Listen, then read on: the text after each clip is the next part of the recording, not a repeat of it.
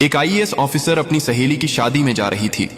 उसने आम लड़की की तरह कपड़े पहने हुए थे, ना कोई सरकारी गाड़ी ना कोई सुरक्षा, बस एक आम लड़की की तरह मोटरसाइकिल चला रही थी। जब वह रणनगर शहर के पास पहुंची तो आगे एक पुलिस चेक पोस्ट दिखाई दिया। वहां 3-4 पुलिसकर्मी चेक पोस्ट के बाहर सड़क पर खड़े थे। उनके बीच में इंस्पेक्टर रुद्रभान सिंह अपनी वर्दी में खड़ा था। उसने हाथ में लाठी उठाकर लड़की को रुकने का इशारा किया। लड़की ने मोटरसाइकिल सड़क से किनारे लगाई और खड़ी हो गई। इंस्पेक्टर ने सख्त आवाज में पूछा, कहां जा रही हो? लड़की ने बहुत शांत स्वर में जवाब दिया, एक सहेली की शादी है, वहीं जा रही हूं।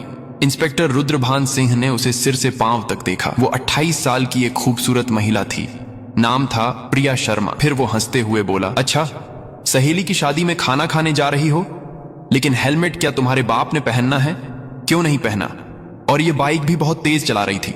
चलो अब चालान कटेगा। ऐसा कहते हुए उसने चालान की पर्ची निकालनी शुरू कर दी। प्रिया समझ चुकी थी कि उसकी नीयत ठीक नहीं है और ये सब एक बहाना है। उसने कहा, सर, मैंने कोई कानून नहीं तोड़ा है। ओ मैडम, हमें कानून मत सिखाओ, रुद्रभान सिंह झल्लाकर बोला। उसने पास खड़े एक कांस्टेबल की तरफ देखा, फिर प्रिया की ओर मुड़कर कहा, इसे सबक सिखाना होगा। अचानक इंस्पेक्टर ने जोर से एक थप्पड़ मारा प्रिया के गाल पर। बहुत सवाल कर रही है, जब पुलिस कुछ कहे तो चुपचाप मान लेना चाहिए। प्रिया का सिर एक पल के लिए घूम गया, लेकिन उसने खुद को संभाल लिया। उसकी आंखों में गुस्सा साफ छलक रहा था। इंस्पेक्टर हंसते हुए बोला, अब भी इसकी आंखों में घमंड है। ऐसे कितनों को ठीक कर चुका हूं, इसे अच्छी तरह से सबक सिखाना होगा। एक कांस्टेबल आगे आया और बोला, सर, इसे थाने ले चलते हैं, वहीं इसका इलाज होगा, तब समझेगी कि पुलिस से कैसे बात की जाती है। फिर एक और कांस्टेबल ने प्रिया का हाथ पकड़कर खींचते हुए कहा, चलो गाड़ी में बैठो। प्रिया ने झटके से अपना हाथ छुड़ाया और गुस्से में बोली, हाथ लगाने की कोशिश मत करना, वरना अंजाम अच्छा नहीं होगा। इंस्पेक्टर और भड़क गया। उसने एक और कांस्टेबल से कहा, देखो इसका घमंड। कांस्टेबल आगे बढ़ा, प्रिया का बाल पकड़कर उसे खींचने लगा। प्रिया दर्द से कराह उठी।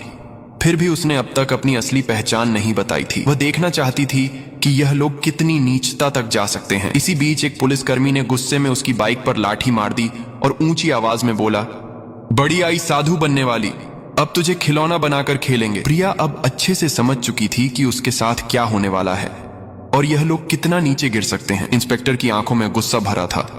वो जोर से चिल्लाया, तेरे जैसे कई होशियार देखे हैं, पुलिस से पंगा लेगी, आज मजा चखाएंगे। चलो इसे थाने ले चलते हैं, वहां समझ में आ जाएगा। इस समय भी प्रिया चुप थी। उसने अब भी अपनी पहचान उजागर करने की कोई कोशिश नहीं की। वह देखना चाहती थी कि यह लोग प्रशासन की कितनी बदनामी कर सकते हैं और एक आम नागरिक पर किस हद तक जुल्म ढा सकते हैं। इंस्पेक्टर रुद्रभान सिंह अब खींच चुका था। उसके सामने एक ऐसी महिला खड़ी थी जिसके कोमल गाल पर थप्पड़ पड़ा था, जिसके बाल खींचे गए थे, जिसे जबरन सड़क पर घसीटा गया था। फिर भी वह एक मूर्ति की तरह शांत खड़ी थी, न कोई चीख न कोई आंसू। इंस्पेक्टर रुद्रभान सिंह सोच रहा था, थाने पहुंचते ही देखता हूं इस जिद्दी और घमंडी औरत का इलाज कैसे किया जाए। यह सिर्फ गुस्सा नहीं था, यह वो गुस्सा था जो अंदर ही अंदर सुलग रहा था। चौकी इंचार्ज इंस्पेक्टर हंसते हुए बोला, अब इसकी जुबान भी चलने लगी है, चलो थाने, देखेंगे कितनी चलती है इसकी जुबान। थाने में घुसते ही इंस्पेक्टर जोर से चिल्लाया, ओए कहां गए सब, चाय पानी लगाओ जल्दी, आज एक खास माल आया है। प्रिया अब भी कुछ नहीं बोली, बस थाने की दीवारों को देखती रही। वो देख रही थी कि यह लोग उन निरीह लोगों के साथ कैसा व्यवहार करते हैं जो कभी आवाज नहीं उठाते। तभी एक कांस्टेबल इंस्पेक्टर रुद्रभान सिंह की ओर झुककर फुसफुसाया, क्या केस है सर? इंस्पेक्टर ने हंसते हुए कहा, अरे कुछ भी नहीं, स्पीड ब्रेक करो या हेलमेट का बहाना मारो, जो मन हो लिख दो, बस अनवर करना है और इसका घमंड तोड़ना है, ज्यादा सवाल मत कर। प्रिया सब कुछ सुन रही थी, लेकिन उसकी आंखें अब भी चुप थीं, मानो वो चाहती थी कि पुलिस की यह गिरावट खुद उनके ही मुंह से उजागर हो। इंस्पेक्टर कुर्सी पर बैठा, हाथ में पेन लिया और टेबल पर घुमाने लगा। फिर प्रिया की ओर देखकर पूछा, नाम क्या है, कहां रहती है, किसकी बेटी है? प्रिया चुप रही। फिर इंस्पेक्टर बोला, सुनाई नहीं देता, नाम क्या है तेरा? लेकिन प्रिया की चुप्पी अब भी पत्थर की दीवार जैसी अडिग। तभी इंस्पेक्टर ने जोर से मेज पर हाथ मारा, इतनी जोर से कि आवाज पूरे थाने में गूंज उठी। फिर गुस्से से चिल्लाया, सुनाई नहीं देता, नाम बता जल्दी। प्रिया ने मुंह घुमाकर शांत स्वर में उत्तर दिया, जी सुमिता शर्मा। इंस्पेक्टर उसके चेहरे की ओर देखकर हंसते हुए बोला, हो बड़ी चालाक लड़की है तू, झूठ बोलने में तुझे खासा तजुर्बा है, लेकिन याद रख ज्यादा होशियारी महंगी पड़ती है। फिर प्रिया को जबरदस्ती उस सड़ी हुई हवालात में डाल दिया गया जहां पहले से 2 कैदी मौजूद थे। उनमें से एक कैदी ने प्रिया की ओर देखते हुए पूछा, बहन तूने क्या गुनाह किया है? प्रिया ने हल्की सी मुस्कान दी लेकिन कुछ नहीं बोली। अब वह बस देख रही थी कि यह पूरा सिस्टम कितना सड़ चुका है।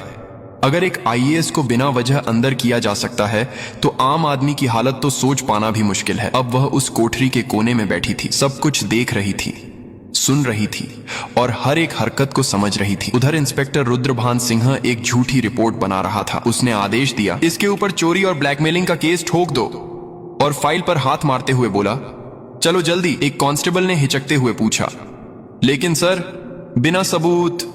रुद्रभान सिंह हंसते हुए बोला, इस थाने में सबूत लाए नहीं जाते, बनाए जाते हैं। कुछ देर बाद एक कांस्टेबल कोठरी में आया और प्रिया के कंधे पर जोर से हाथ मारा। तभी इंस्पेक्टर रुद्रभान सिंह ने भी हाथ उठाया ही था कि तभी दरवाजे पर एक भारी कड़क आवाज गूंजी, रुको। सभी लोग घूमकर दरवाजे की ओर देखने लगे। वहां सीनियर इंस्पेक्टर यशवंत वर्मा खड़ा था। उसकी छवि बाकी अफसरों से कुछ बेहतर मानी जाती थी।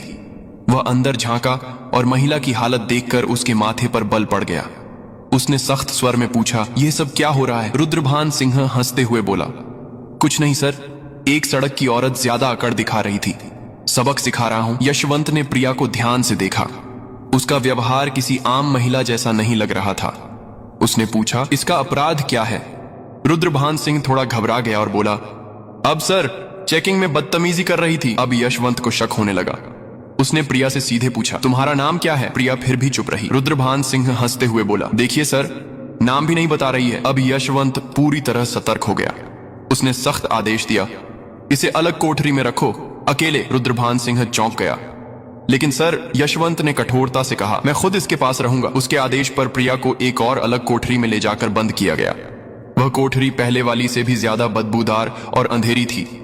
प्रिया ने चारों ओर नजर दौड़ाई। एक कोने में एक टूटी हुई मेज पड़ी थी और पास ही एक जंग लगी लोहे की। अब वह इस सड़े गले सिस्टम का असली चेहरा और भी करीब से देख रही थी। हर एक पल उसकी आंखें यह समझ रही थीं कि कानून अब सिर्फ फाइलों तक सीमित रह गया है। इसी बीच एक कांस्टेबल दौड़ते हुए आया और बोला, सर बाहर एक बड़ी गाड़ी खड़ी है। रुद्रभान सिंह चौंक गया। पूछा, कौन सी गाड़ी? कांस्टेबल घबराते हुए बोला, सर सरकारी गाड़ी। रुद्रभान सिंह तुरंत बाहर गया। गाड़ी के अंदर झांकते ही उसके होश उड़ गए। वो भागकर वापस आया और धीमी आवाज में बोला, सर। रुद्रभान सिंह झुंझलाकर बोला, क्या हुआ? कौन आया है? कांस्टेबल कांपते हुए बोला, सर कमिश्नर साहब आए हैं। रुद्रभान सिंह का चेहरा पड़ गया। सीनियर इंस्पेक्टर यशवंत वर्मा भी सतर्क हो गया। अब मामला सीधे ऊपर तक पहुंच चुका था। कमिश्नर साहब थाने में दाखिल हुए। उनकी आंखों में गुस्सा साफ झलक रहा था। उन्होंने रुद्रभान सिंह की ओर देखकर सख्त स्वर में पूछा, इंस्पेक्टर रुद्रभान सिंह, ये क्या तमाशा चल रहा है यहाँ? रुद्रभान सिंह घबरा गया और बोला, कुछ नहीं सर, एक छोटा सा केस है बस। कमिश्नर साहब ने टेबल से फाइल उठाई और ध्यान से पढ़ने लगे। उनके माथे पर शिकन आ गई। फिर वह कोठरी की तरफ झांके और बोले, ये कौन है? रुद्रभान सिंह तुरंत बोला, सर इस महिला पर 420 और धोखाधड़ी का केस है। कमिश्नर ने सीधा सवाल किया, तुम्हारे पास सबूत है? दोबारा बोले, कोई भी सबूत है तुम्हारे पास? अब रुद्रभान सिंह पूरी तरह फंस चुका था। कमिश्नर साहब ने सीधे महिला की ओर देखा और पूछा, तुम्हारा नाम क्या है? और तभी पहली बार प्रिया शर्मा ने हल्की सी मुस्कान दी और कहा, आईएएस प्रिया शर्मा। थाने में एकदम सन्नाटा छा गया। हर चेहरा पीला पड़ गया। रुद्रभान सिंह के हाथ पांव कांपने लगे। बाकी सभी कांस्टेबल हैरान होकर एक दूसरे की ओर देखने लगे। रुद्रभान सिंह के पैरों तले जमीन खिसक गई। जिस महिला को वह एक मामूली अपराधी समझ रहा था, वह थी वही अधिकारी जो पूरे जिले की प्रशासनिक व्यवस्था संभालती थी। वह कोई आम औरत नहीं थी, वह थी स्वयं आईएएस प्रिया शर्मा। जिस महिला को सड़क पर घसीटा गया था, जिसके बाल खींचे गए थे, जिसे थप्पड़ मारा गया था, जब यह सच्चाई सबके सामने आई, पूरे थाने में हड़कंप मच गया। सभी कांस्टेबल्स स्तब्ध हो गए।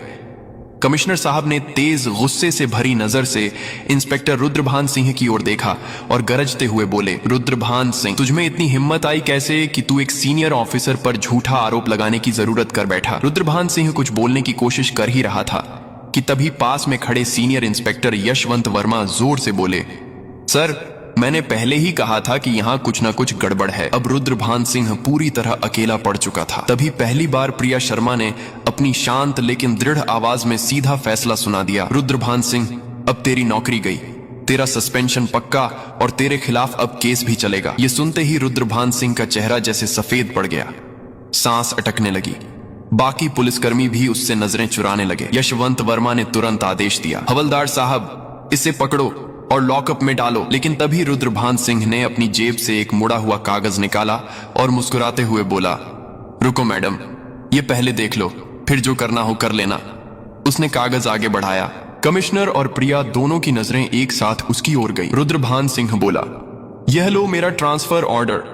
3 दिन पहले ही मेरा तबादला हो चुका है।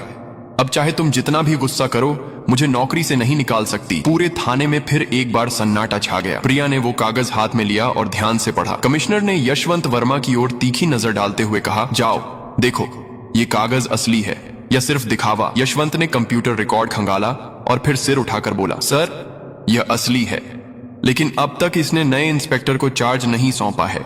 यानी अभी तक यहाँ का आधिकारिक इंस्पेक्टर यही है और सारे कुकर्म इसी के कार्यकाल में हुए हैं। अब इसे कोई नहीं बचा सकता। प्रिया शर्मा ने रुद्रभान सिंह की आंखों में आंखें डालकर कहा, अब तेरा नया ठिकाना वहीं होगा जहां तू दूसरों को डाला करता था। कमिश्नर ने भी सिर हिलाकर उसकी बात पर अपनी मोहर लगा दी। जैसे ही 2 कांस्टेबल उसे पकड़ने आगे बढ़े, रुद्रभान सिंह फिर से चाल चल गया और जोर से बोला, रुको मैडम, मैडम मैं अकेला नहीं हूं। क्या आपको लगता है कि सारा दोष सिर्फ मेरा है? फिर वह थाने के बाकी पुलिस वालों की ओर इशारा करते हुए बोला, ये सब मेरे साथ थे, ऊपर तक सब शामिल है। इतना कहते ही कुछ पुलिस कर्मियों के चेहरों का रंग उड़ गया। सीनियर इंस्पेक्टर यशवंत वर्मा हालात को भांपकर एक एक करके सभी की ओर शक की नजरों से देखने लगे। प्रिया शर्मा ने शांत लेकिन दृढ़ स्वर में कमिश्नर की ओर देखते हुए कहा, अब इस पूरे थाने को साफ करना होगा, कोई नहीं बचेगा। कमिश्नर ने भी सिर हिलाते हुए कहा, जो हुक मैडम, अब एक एक करके सबका हिसाब लिया जाएगा। यह बात मुंह से निकलते ही थाने के भीतर बिजली सी गिर गई। थाने के बाहर कुछ पत्रकार पहले से खड़े थे। उन्हें पहले से ही शक था कि थाने के अंदर कोई बड़ा घोटाला चल रहा है। जैसे ही उन्हें खबर मिली कि पूरा थाना लाइन हाजिर किया गया है, उन्होंने तुरंत मोबाइल से ब्रेकिंग न्यूज वायरल करना शुरू कर दिया। उसी वक्त एक चमचमाती गाड़ी थाने के सामने आकर रुकी। दरवाजा खुला और स्वयं एसपी साहब बाहर आए। चारों ओर नजर दौड़ाई। हर चेहरे पर हवाइयां उड़ रही थीं। थाने के सारे अफसर एक तरफ चुपचाप खड़े थे। एसपी साहब ने तीखे स्वर में पूछा, यहां कब से तमाशा चल रहा है? लेकिन कमिश्नर और थाना इंचार्ज दोनों एकदम चुप थे। तभी प्रिया शर्मा ने सीधे एसपी की आंखों में आंखें डालकर कहा, क्या तुम्हें लगता है तुम बच जाओगे? यशवंत वर्मा तुरंत एक फाइल निकालकर प्रिया शर्मा के हाथ में थमा दी। ये वही फाइल थी जिसमें एसपी साहब के सारे काले कारनामों का पर्दाफाश था। प्रिया ने वो फाइल एसपी साहब की ओर बढ़ाते हुए कहा, लो देखो, इसमें तुम्हारे हर गुनाह का किराया लिखा है। एसपी साहब के माथे से पसीना बहने लगा। कमिश्नर ने बिना एक पल गंवाए तेज आवाज में आदेश दिया, पकड़ो इसे, तुरंत गिरफ्तार करो। पूरा थाना स्तब्ध रह गया। इतने बड़े अफसर को किसी ने पहली बार खुलेआम इस तरह चुनौती दी थी। एसपी की गिरफ्तारी के साथ ही पूरे जिले में तूफान आ गया। मामला दिल्ली तक पहुंच गया।